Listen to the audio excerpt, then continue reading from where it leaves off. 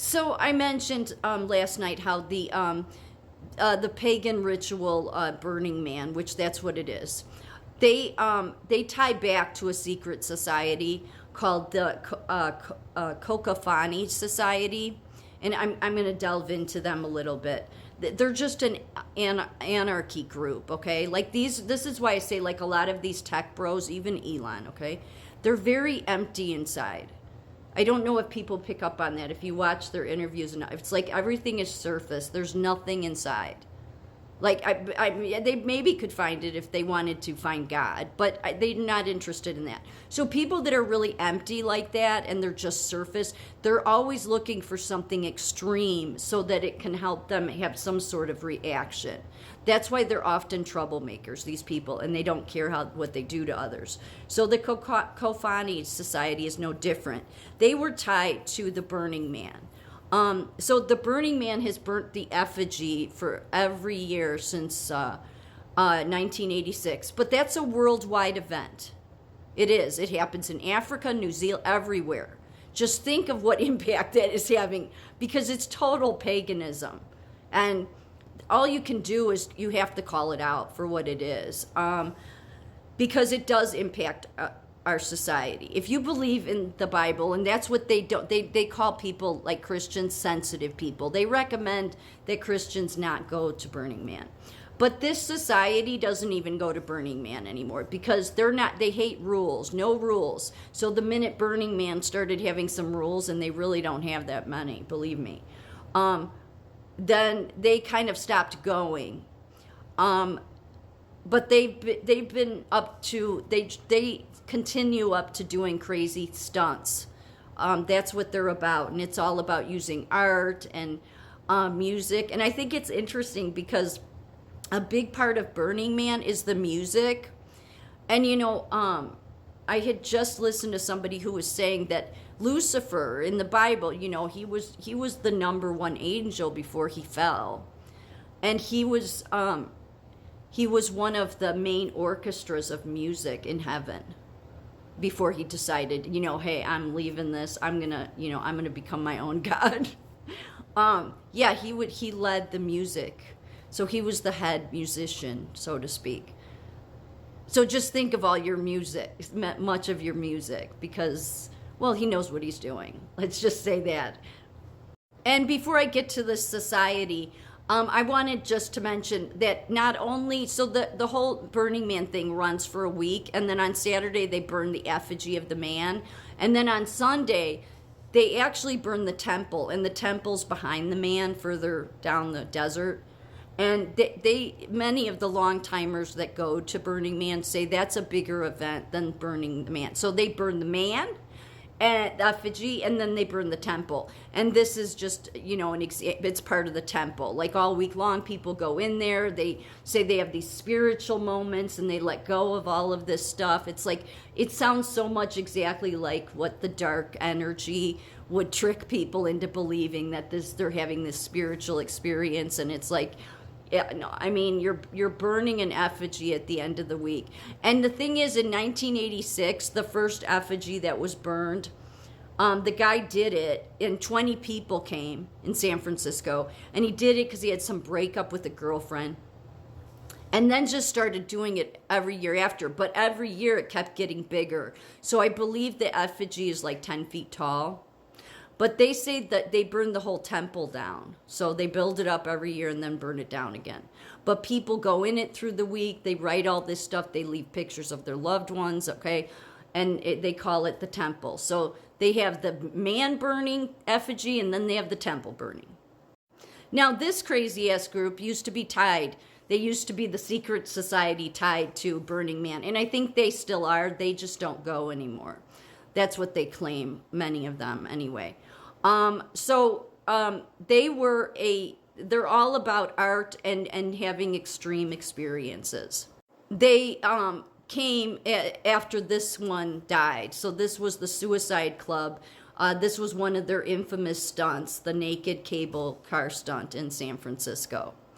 So they ended up being, the Cacophony Society ended up being a spin-off from the Suicide Club.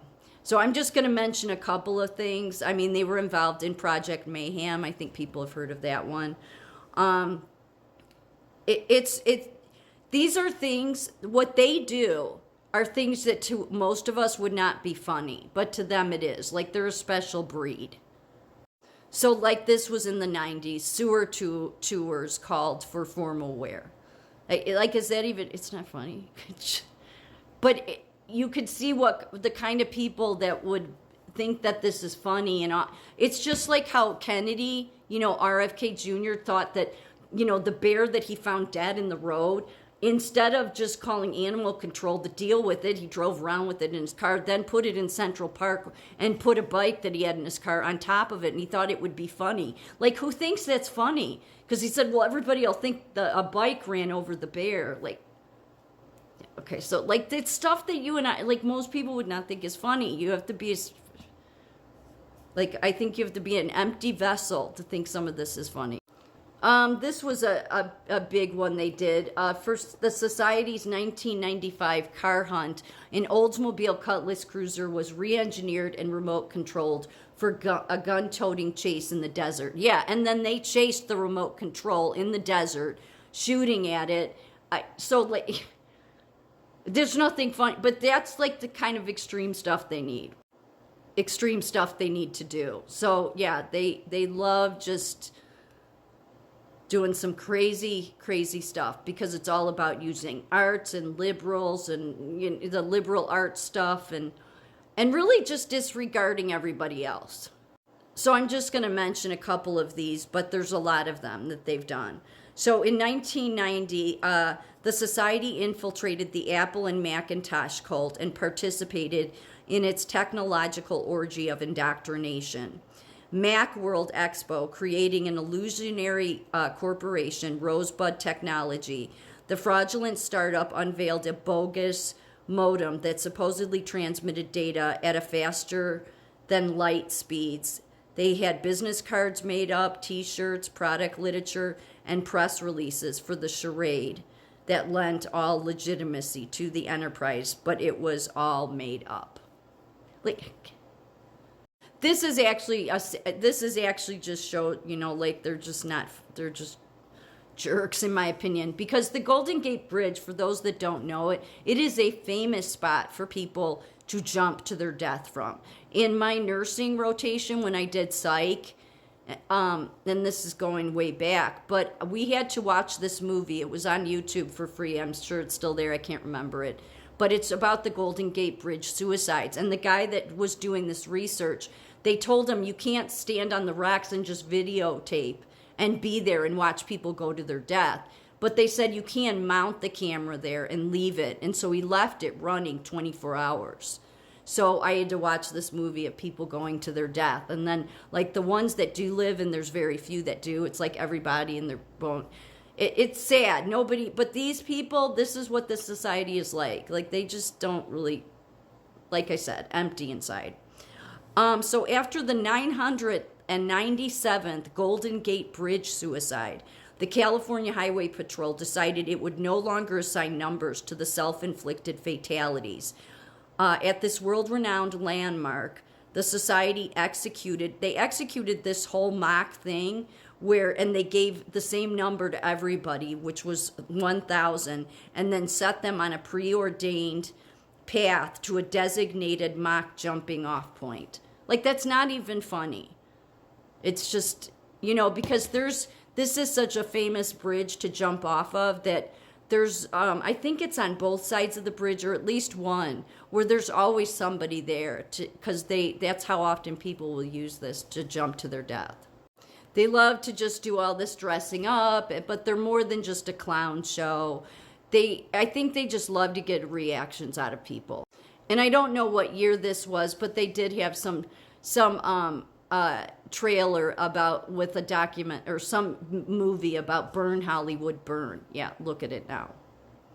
And they try to claim they're all about, free-spirited, no rules, and they live free, but they disregard everybody around them. So that's how they are. Yeah, and you may already be a member if you found any of that funny. But yeah, they tie back to the good old burning of The pagan ritual in Burning Man.